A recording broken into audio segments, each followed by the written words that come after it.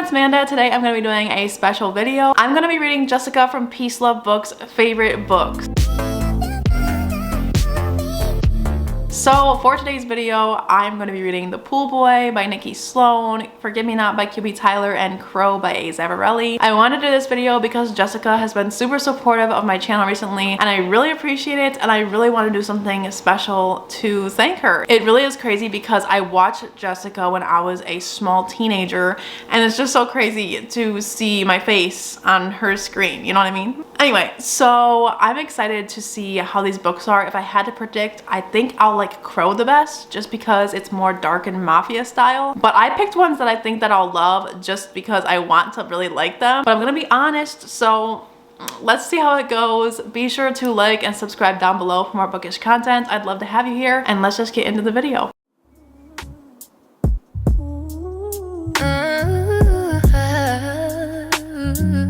Alright y'all, I am 50% into The Pool Boy by Nikki Sloan. This is a reverse age gap where the woman is older and it's also best friend's son. So the woman we're following, our heroine, she's best friends with this guy's mother that she's, you know, having a great time with. Basically in this book we start off with a married couple and she ends up trying to seduce her husband, you know, go to his office. Meanwhile, he's screwing his boss. And we're really mad about it because we like our girl. She's a good character so far. We have no reason to hate her, and so that's annoying, and they end up getting a divorce. Then one day she's just chilling at the pool and her top is off because she wants to feel frisky. She's like, you know what, I have new tits, I'm gonna lay it all out there in my backyard, like no big deal. But then this guy, her pool boy, shows up and he has had a thing for her forever, but her top is off now and things happen. Frisky things go down. It goes from 0 to 100 real fast. And there is like a subplot going on with this music industry type thing that I'm not a huge fan of. I don't love music in books usually. Kennedy Ryan is an exception with anything that I say I don't like. Maybe someday was pretty good with the music part, but for the most part I just don't care about the subplot, especially in this one. I'm like, okay, can we move on?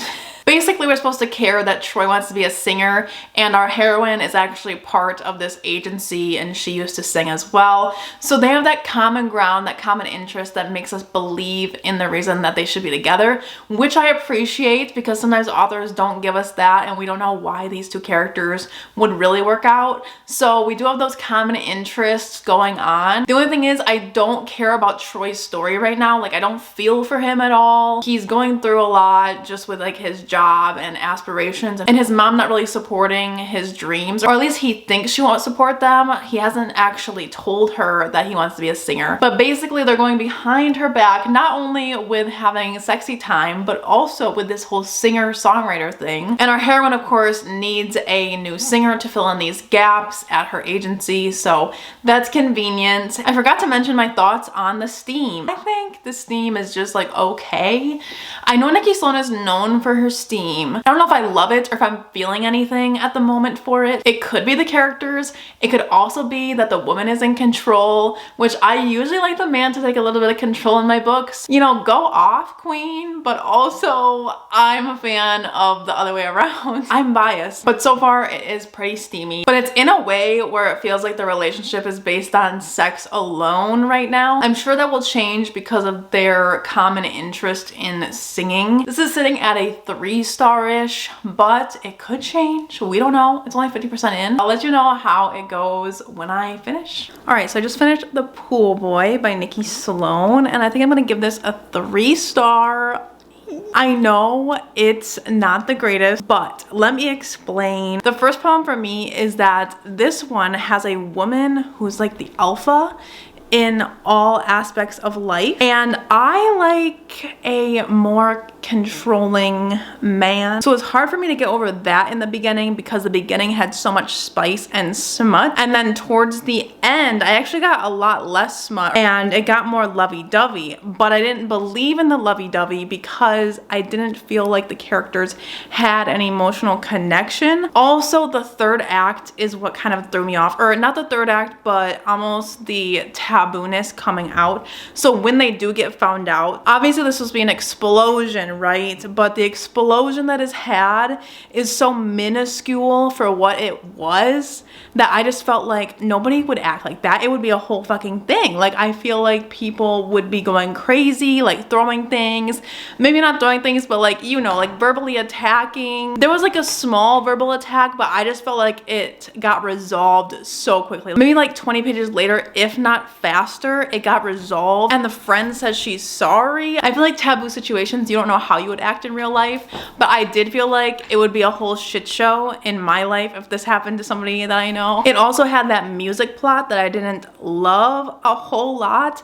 I know people actually really like this aspect of this book, and while it wasn't horrible or anything, I just read other books with music aspects that really focus on it more. And I feel like the mother of Troy was just really cliche, like she didn't believe in her son's goals or whatever, but nothing was really hashed out a whole lot, which is understandable because of the shortness of the book. But I'm just saying, I didn't feel emotionally connected by the time they said I love you. I just felt like they had really hot, sexy times, and that's all great, but I just didn't believe in their happily for now that ends up happening. So I don't know, I'd still recommend this if you wanted something taboo and more lighter for the summer. But for me, what the characters were trying to do was like have this big love story also, and I didn't feel for that, you know what I mean? So 3 stars for this one, but I'm looking forward to the next book, which is going to be Forget Me Not by QB Tyler. I'm excited for this one. I know it has amnesia trope, I believe, which isn't usually a hit for me, so I really hope this one works for me, and we will see. I know it has high angst. I believe it's about a guy who cheated on his wife or something went down, and then she gets amnesia and she thinks that they're still in love, and so we have to battle that dynamic, and I'm excited for it. So let's get started, and I'll let you know when I'm 50% in. Do this for hours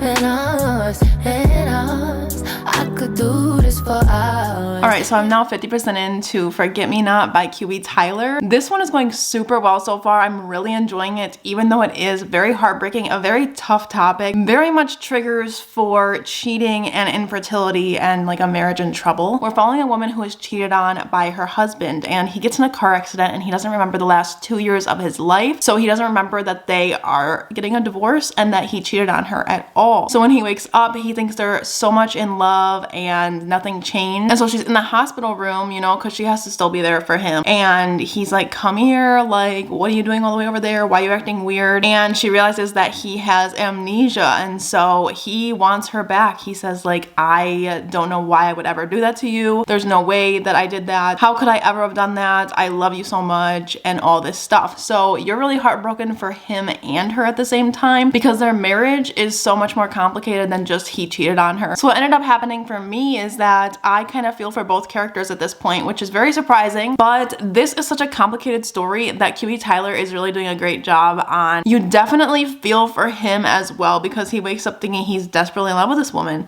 and so she might give him a second chance. It's a second chance romance, and I'm really liking it, and I can't believe I am, because cheating's such a bad thing in relationships, right? It's such a hard topic to get past. Do you forgive them ever? I don't think I would personally. Who am I to judge somebody else's decision? So this book really goes into that. Like, there's some side characters that are feeling the same way as you are, the reader. We have a side character that's her best friend that's like, I don't want you to forgive him. You do not deserve that. What if he does it to you again? I don't want to see you go through that. But at the same time, she's like, how much more depressed could you be with him than you are without him? So it's very interesting that we have those side characters, and I really like that she's doing that. She has another friend that is his best friend that wants her to forgive him and for her to get back together with him. And then we have this awful mother-in-law. It's a very unique plot. I haven't seen this be done before. It's kind of a touchy subject as well. Props to QB Tyler for making this book and making it in a way that you're questioning what you would do in this situation, because on one hand, I wouldn't forgive him, and then on the other, I'm rooting for her to at the same time. Like, I want her to be strong enough to do that, but also Aren't you strong when you're leaving too? Oh, it's such a hard situation. I feel like some people forgive and stay in a relationship where there was infidelity, but they never truly got over the situation, and it just will never work if that's the case. If you don't trust anymore, there's nothing left to save. That's my opinion. So this book is really pushing those limits. In terms of steam, it's pretty light on the steam. There are some flashbacks to where they first met and their dating life, and it kind of shows you their history and why they fought and why they were in love. All that stuff, you get to live with them, and you get present day and flashbacks, which I'm really enjoying about the book. It gives you more perspective on the relationship and how in love they actually were. I still don't really understand how it could go from him being so smitten and in love with her to him basically giving up on her in a very hard time in her life. So it's hard to sympathize with him at the same time, but you kind of do, because this nice guy is sitting in front of her that doesn't remember what he did. So I'm gonna get back to it, and I'll let you know what I think when I finish.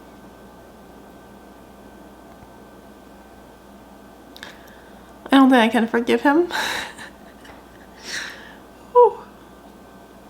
I'm not judging Olivia for forgiving him, but I would not. There's just no way. There's no way. I'm angry at him. I'm angry at him for her. All right, so I just finished Forgive Me Not by QB Tyler, and I am still conflicted on this one, guys. I don't know what I want to rate it, because on one hand, I don't feel like there was enough groveling from Bennett at the end. Like, the whole book was kind of following their story and why she would forgive him, but I felt like there should have been more groveling if this was supposed to be a groveling type story. I think I'm gonna give a 4-star to this one because I did really enjoy it. I really liked the characters and the character development and the overall story, how it was like a push and pull, even with your opinion on what the characters should do. Like, the whole time I was here for it if she forgave him, and I was also here for it if she didn't. And the fact that this was about cheating, like the whole book is about cheating and what you would do or what you wouldn't do in a situation, so you can't really fault the book for being about cheating and you being angry about that, because that's what the book is about. So in terms of what the book was about, it was honestly done really well, and I really enjoyed the steam. It's very steamy. QB Tyler knows how to write some spice, and I really enjoyed it overall. I just thought that there wasn't a whole lot of groveling if there was supposed to be. I don't know if there was in this kind of story though, because the whole time was kind of explaining that he had already done that in the past. It's a hard situation, but I really liked the mother-in-law and the ending with them, and how she kind of opened up to Olivia about everything that happened in her past and stuff. Personally, I don't think I could do it. I think that it would be too hard to get past that whole thing, unless it was something where like your child needed you or something. I'm not sure, but definitely not for me. But that's not to say I didn't enjoy this book. It's still kind of painful though, I will say. It still hurts, but it was a very unique read, and I'm glad that I read it. So yes, 4 stars for that one. Now I'm going to pick up Crow by A. Zavarelli. This one is kind of a different book. I think it might be mafia romance, but I'll let you know at the 50% mark how it's going, and we will see if it's a 5-star. Sit and talk to you for hours. I wanna give you your flowers.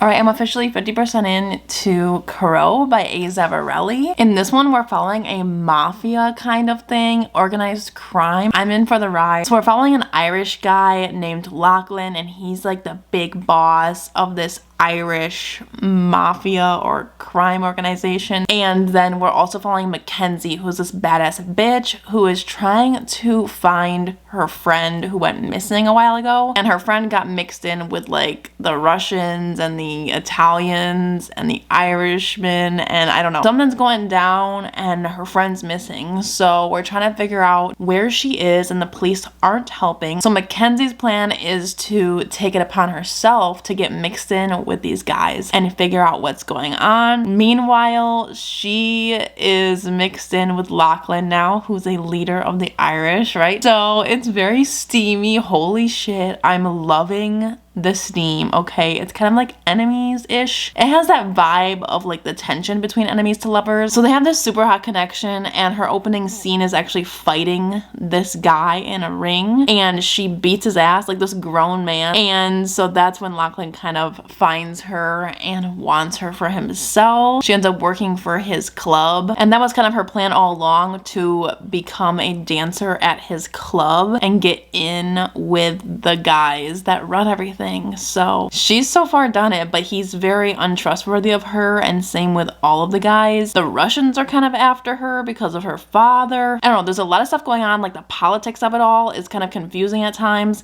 It can read like a fantasy in my opinion, because of all of the politics and kind of having to settle yourself into this stuff that you don't really know about, because I'm just living a normal life. I don't know anything about this stuff. It kind of reads like a fantasy in that way, where you kind of have to figure out your bearings and who's enemies with who. There's a lot of action. Recently we had like a huge brawl that ended up in gunshots and wounds and shit, and I was like, oh my god, this is so good. I'm loving it so far, but I don't know how it's going to end or how the relationship's going to go forward.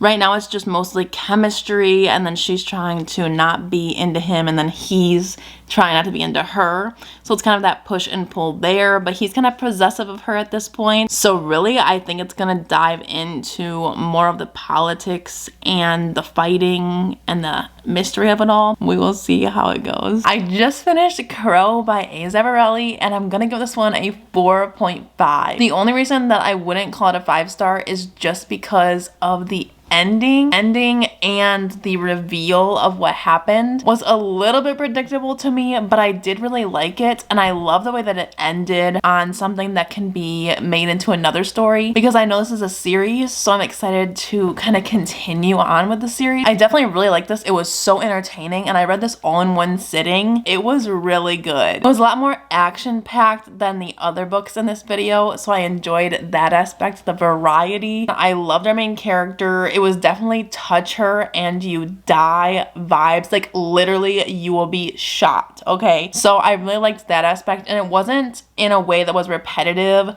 where like the whole time he's just like, yeah, I'll kill anyone for you. It was like his actions showed that, which I really appreciated. And I just liked Mac as a character overall. She was pretty badass. She had her moments of vulnerability. There was definitely a full circle with the mystery aspect and her friend that went missing and everything. We have that full circle to the mystery, and it all made sense, which I appreciated. So I'm very happy that I chose this one to do for this video, because now I want to continue on with the series. Let me know if you've read any out of this series and what your favorite is. I'd love to know. But that completes this video. I hope you enjoyed, and if you'd like to see more vlogs in the future, let me know down below. I haven't done a video like this in a while, but I do love doing them. It's so fun to kind of connect on a deeper level with people. And with that, I hope you have a wonderful day wherever you are, and I will see you in my next video. Bye guys!